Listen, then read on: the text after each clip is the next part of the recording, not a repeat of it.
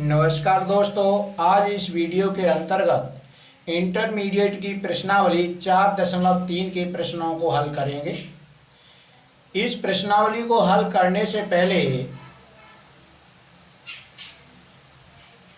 इसके सूत्र को थोड़ा देखते हैं। देखिए, यदि 3 बिंदुओं के निर्देशांक दिए हों, जैसे यहाँ पर निर्देशांक दिए हुए हैं x1 y1, दूसरा बिंदु है अपना कितना x2 y2 और तीसरा बिंदु है x3 y3। उस समय जो त्रिभुज का क्षेत्रफल होता है, देखिए मैंने यहाँ त्रिभुज बनाया है, इसका अर्थ है उस समय त्रिभुज का क्षेत्रफल बराबर कितना होता है। ये त्रिभुज का क्षेत्रफल बराबर 1/2 और यहाँ पर सारणिक, यहाँ पर पहला बिंदु अपना x1 y1 और तीसरे स्तंभ की जगह पर हम कितना रखेंगे 1। इसी प्रकार से दूसरा जो है निर्देशांक अपना आएगा यहाँ x2 y2 और यहाँ पर 1। यहाँ पर तीसरा बिंदु के निर्देशांक x3 y3 और यहाँ पर 1। अगर 3 बिंदु दिए गए हैं उस समय त्रिभुज का क्षेत्रफल कितना होगा 1/2 सारणिक इतना होता है। दोस्तों, यहाँ पर आपको नोट में ये याद रखना है क्योंकि बहुत ही इम्पोर्टेंट नोट है और इसके आधार पर ही परीक्षा में सवाल पूछा जाता है। याद ये रखना है कि यदि 3 बिंदु संरेख हैं उस समय त्रिभुज का क्षेत्रफल कितना होगा 0 होगा। तो देखते हैं प्रश्नावली 4.3 के प्रश्नों को। तो अपना पहला प्रश्न देखिए दोस्तों, प्रश्नावली 4.3, इसमें जो अपना पहला प्रश्न है उसमें इन्होंने ये लिखा है, निम्नलिखित प्रत्येक में दिए गए शीर्ष बिंदुओं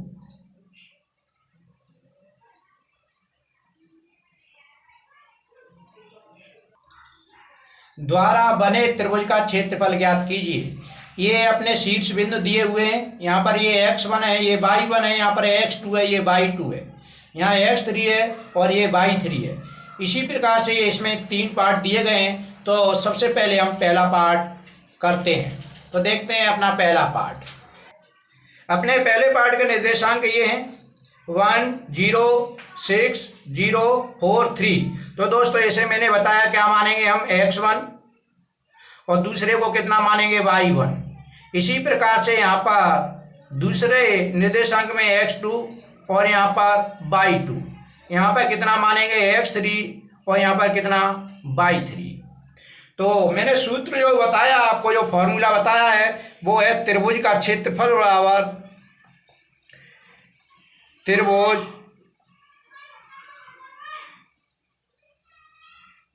का क्षेत्रफल बराबर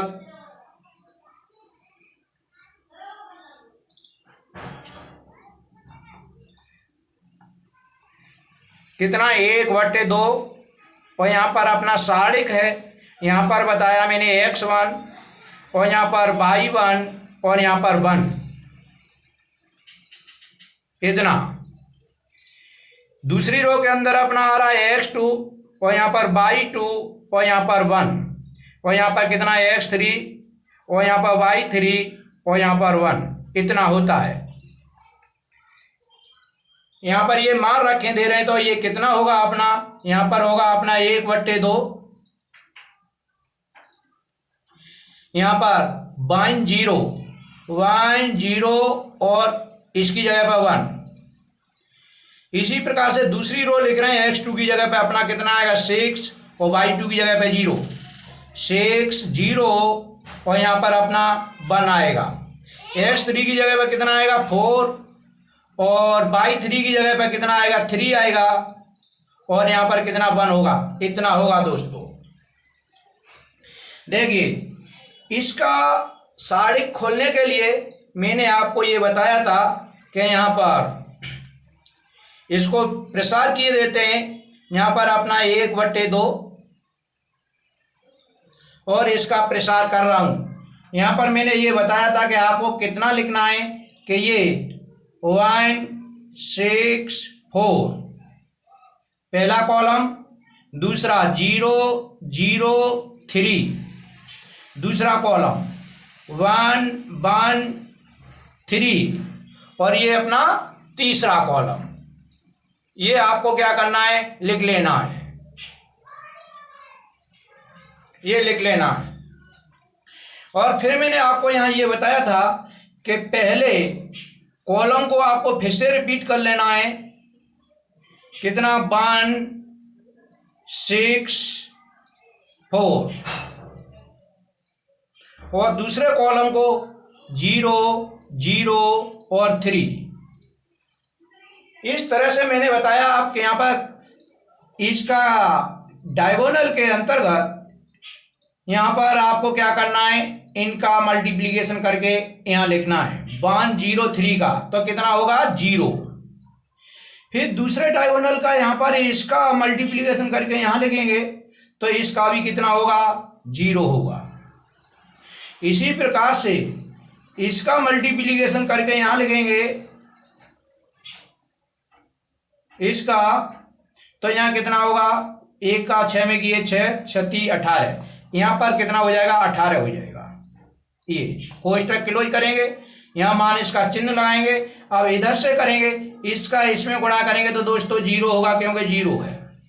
अब इसका इसमें गुणा करेंगे तो कितना होगा 1 1 का गुणा करेंगे 1 3 होगा, यहाँ 0 और +3। और दोस्तों इसका इसमें गुणा करेंगे तो इस 0 के कारण ये क्या हो जाएगा 0 हो जाएगा। ये इस साड़ी का क्या हो गया विस्तार हो गया। और इसको अगर आगे देखते हैं तो कितना हो जाएगा हमारा ये, यहां पर आगे देख रहे हैं तो 1/2 तो ये अपना पहले है, यहां पे बचा कितना अपना 18 और माइनस यहाँ कितना बचा 3। तो दोस्तों 18 में से 3 जाएगा, कितना बचेगा अपना 15 बचेगा। और यहाँ पर 15 और बटे कितना 2। और यहाँ पर क्षेत्रफल है, क्षेत्रफल की बात की जा रही है तो क्षेत्रफल की जो इकाई होगी वो वर्ग लग कर आती है, वर्ग। और यहाँ पर ना तो हमें सेंटीमीटर दिया, ना मीटर दिया, ना कुछ भी दिया, तो हम वर्ग इकाई लिखे देते हैं, वर्ग इकाई। अगर सेंटीमीटर होता तो वर्ग सेंटीमीटर लिखते, अगर मीटर होता तो वर्ग मीटर लिखते, अगर कुछ नहीं दिया तो हम वर्ग इकाई लिखे दे रहे हैं। इस प्रकार से प्रश्न संख्या पहले का पहला पार्ट क्या हो रहा है, कंप्लीट हो रहा है। तो दोस्तों अब देखते हैं अपना अगला पार्ट। देखिए दोस्तों, ये अपना प्रश्न संख्या पहले का सेकंड पार्ट है। इसमें निर्देशांक दिए हुए हैं, इसे हम मानेंगे कितना x1 और यहाँ पर इसे y1 और इसको कितना मानेंगे x2 और इसे y2 और इसे x3 और इसे y3। तो हम जानते हैं कि त्रिभुज का क्षेत्रफल बराबर कितना होगा, त्रिभुज का क्षेत्रफल बराबर कितना होता है 1/2। मैं ये त्रिभुज बना रहा हूं, इसका अर्थ है कि मैं त्रिभुज का क्षेत्रफल लिख रहा हूं इस समय इस जगह। तो यहाँ पर 1/2, यहाँ पर कितना होगा x1 और यहाँ पर y1 और यहाँ पर कितना 1। दूसरी रो के अंदर कितना है अपना x2 y2 और कितना है 1। तीसरी रो में x3 y3 और कितना है 1। इनके मान रखे दे रहे हैं, अगर इसके मान रखते हैं तो यहाँ कितना होगा 1/2। यहाँ x1 y1 का मान कितना है 2 7 और यहाँ पर 1। दोस्तों यहाँ पर 1 1 1 और यहाँ पर कितना होगा 10 8 1 10, यहाँ 8 और 1। ये त्रिभुज का क्या हो गया अपना क्षेत्रफल हो गया। इसका हम विस्तार किए देते हैं। तो दोस्तों विस्तार करने के लिए मैं यहाँ पर इसे लिख रहा हूँ हेल्प लेने के लिए 2 और यहाँ पर 1 और 10, यहाँ पर 7 1 8, यहाँ पर 1 1 1। पहला कॉलम फिर से लिख रहा हूँ 2 1 10, दूसरा कॉलम लिख ले रहा हूँ 7 1 8। ये लिख लिया। यहाँ पर विस्तार कर रहे हैं तो 1/2 तो ये है अपना, और यहाँ कोष्टक लगाया। इसका गुणा किस में होगा, इसका गुणा ऐसे करके इसमें होना है, इसमें। तो इन तीनों का गुणा होगा तो कितना आएगा हमारा 2 आएगा। तो यहाँ पर 2 और यहाँ पर प्लस। अब इनका गुणा इसमें होगा तो इनका गुणा तीनों का होकर के कितना आएगा अपना 7 का गुणा 1 में 7 और 10 में गुणा होगा तो यहाँ पर 70 हो जाएगा, 70 हो गया। और इनका गुणा इसमें होगा तो 1 का गुणा 1 में हुआ 1 और 8 में होगा तो 8 हो जाएगा, तो यहाँ पर कितना हो गया 8। इस तरह से अब इधर से करेंगे तो 7 का गुणा 1 में करेंगे 1 हुआ और इसका 1 में होगा तो कितना हो गया 7 हो गया, माइनस लगा करके 7। इसका 2 का गुणा 1 में किए 2 हुआ और 2 का गुणा 8 में हुआ, 2 अट्ठे कितने हो गए 16 हो गए, यहाँ पर कितने हो जाएंगे 16। और दोस्तों इसका गुणा 1 का 1 में करेंगे 1 हुआ और इसका 10 में हुआ तो कितना हो जाएगा 10 हो जाएगा और प्लस कितना 10। ये साढ़े का प्रसार हो गया, इसकी हेल्प से हमने कर दिया। यहाँ दोस्तों देख रहे हैं कितना हुआ, यहाँ 1/2 अगर देख रहे हैं 70 और 8 कितने हुए 78 हुए और 2 कितने हो जाएंगे यहाँ 80 हो जाएंगे पूरे 80 माइनस यहाँ पर कितने होंगे 16 और 10 7 कितने हो जाएंगे आपके 23 हो जाएंगे और 23 में 10 जोड़ेंगे कितने हो जाएंगे 33 हो जाएंगे। तो यहाँ पर माइनस के कितने हो जाएंगे 33। यहाँ पर ऐसे दोस्तों और आगे सॉल्व किया तो 1/2 और यहाँ घटा दिए 80 में से 33 गए, 10 में से 3 जाएंगे कितने बचेंगे 7 बचेंगे और यहाँ पे कितने बचेंगे हमारे 7 और 7 में से 3 गए कितने बचेंगे 4 बचेंगे 47, यहाँ 47 बचा। और दोस्तों इसका इसमें गुणा कर देंगे 47 का 1 में गुणा हुआ कितना हो जाएगा 47 और बटे कितना 2 और यही इसका आंसर होगा और यहाँ लिख देंगे वर्ग इकाई। इस तरह से प्रश्न संख्या 1 का पार्ट नंबर 2 आपका क्या हो रहा है कंप्लीट हो रहा है, वर्ग इकाई। ये जो है आपका क्या हो गया कंप्लीट हो गया। इस प्रकार से अब देखते हैं प्रश्न संख्या 1 का पार्ट नंबर 3। क्वेश्चन नंबर अपना कितना चल रहा है 1 चल रहा है और इसका पार्ट नंबर है अपना 3। तो 3 पार्ट के अपने निर्देशांक पहले देख रहे हैं कितने -2 और -3, -2, -3 और अगला निर्देशांक है 3 और 2, 3 और कितना है 2 और अगला निर्देशांक है -1 और यहाँ पर -8। इतना है दोस्तों। तो यहाँ पर लिखना है त्रिभुज का क्षेत्रफल बराबर कितना होगा, त्रिभुज का क्षेत्रफल बराबर कितना होगा 1/2, यहाँ पर x1 फॉर्मूला y1 और यहाँ पर 1 और यहाँ पर x2 y2 और यहाँ 1 x3 और यहाँ y3 और यहाँ पर 1। ये तो त्रिभुज का क्षेत्रफल का अपना सूत्र हो गया। ये मान रख के दे रहे हैं तो 1/2 यहाँ पे कितना होगा -2 -3 और कितना 1 और यहाँ होगा 3 और 2 और यहाँ पर 1 यहाँ पर -1 -8 और कितना होगा यहाँ पर 1।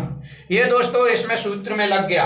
अब इसका क्या करना हमें प्रसार करना है, तो मैं प्रसार इस जगह कर रहा हूँ 1/2 और यहाँ पर कितना अपना कोष्टक, लेकिन इसे खोलने के लिए मैं यहाँ पर थोड़ी हेल्प लेता हूँ जो अपना मैंने आपको ट्रिक बताई थी उसकी। तो यहाँ पर पहला कॉलम लिखा -2 3 -1, दूसरा कॉलम लिखा -3 2 -8 और तीसरा कॉलम लिखा मैंने 1 1।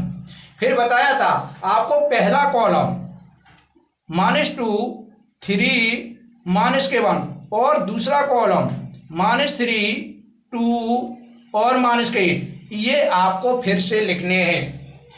अब इसका मैं करूँगा इसका इसमें किए तो कितना गुणा होगा 2 -2 का 2 में गुणा किए -4 होगा तो यहाँ पर पहला आएगा -4। इसका गुणा इसमें करेंगे तो दोस्तों ये माइनस और ये माइनस प्लस हो जाएगी तो यहाँ पर कितना होगा +3 और इसका गुणा इसमें किया तो कितना होगा 3 ये -24 इतना होगा माइनस अपनी तरफ से। अब इधर से गुणा करेंगे तो आपको इसका गुणा इसमें करेंगे तो -3 और 3 -9 हो जाएंगे यहाँ और इसका गुणा इसमें करेंगे तो यहाँ पर कितना होगा -2 और 1 -8 का गुणा करेंगे तो प्लस के कितने हो जाएंगे 16 हो जाएंगे और इसका गुणा इसमें करेंगे तो ये कितना हो जाएगा, -2 रहेगा। इतना होगा दोस्तों। अगर इसे सॉल्व करते हैं आगे तो यहाँ पर 1/2, देखिए दोस्तों यहाँ पर अगर देखते हैं 24 और 4 ये दोनों ही नेगेटिव हैं, दोनों ही माइनस के हैं, तो कितने हो जाएंगे, -28 हो जाएंगे, प्लस के 3 हैं, तो इसका अर्थ है कितना, कितना बचेगा, 25 बचेगा। यहाँ तो -25 बचे, यहाँ पर और यहाँ कितना बचेगा, 16, प्लस के हैं 9 और 2 11, माइनस के हैं 16 में से 11 गए, कितने बचेंगे, यहाँ पर 5 बचेंगे, तो यहाँ पर -5। अगर ये देख रहे हैं तो कितना हो जाएगा, यहाँ कितना हो जाएगा, 1/2, और यहाँ पर हो जाएगा अपना -25 और -5 के कितना हो जाएगा, 30, इतना होगा। अगर इसे काटते हैं तो यहाँ पर कितना हो जाएगा, -15 हो जाएगा, -15 होगा। दोस्तों यहाँ ध्यान रखना कि क्षेत्रफल कभी ऋणात्मक नहीं होता। यहाँ लिखना नोट में लिखते ना, त्रिभुज का क्षेत्रफल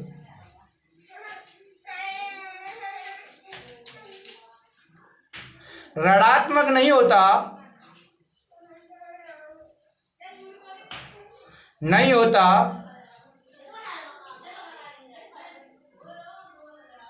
अतः चिन्ह छोड़ने पर इस चिन्ह को छोड़ देंगे, त्रिभुज का क्षेत्रफल क्या होता है, ऋणात्मक कभी नहीं होता। अतः क्या करेंगे, हम चिन्ह को छोड़ देंगे, तो यहाँ पर लिखेंगे तो अपना आंसर हो जाएगा कितना, +15, और यहाँ पर वर्ग इकाई। और इस तरह से ये प्रश्न क्या हो जाएगा, अपना कंप्लीट हो जाएगा। अपना प्रश्न संख्या 1 के तीनों पार्ट कंप्लीट हो गए। दोस्तों अगले प्रश्न को मैं अपने अगले वीडियो में लेकर के आऊँगा। उस समय तक नमस्कार।